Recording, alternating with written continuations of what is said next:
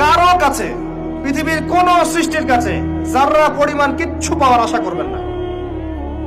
একটু আশা করবেন, আপনি কষ্ট পাবেন। কারো কাছে কোনো আশা করতে যায় না, শুধু আল্লাহর কাছে আশা করেন। সমস্ত কাজের প্রতিদান আল্লাহর কাছে চান, পরকালে আপনি সুখে থাকবেন ইনশাআল্লাহ। শেষ হাসি আপনি হাসবেন ইনশাআল্লাহ। এছাড়া আমি কোনো সলিউশন দেখি না ভাই।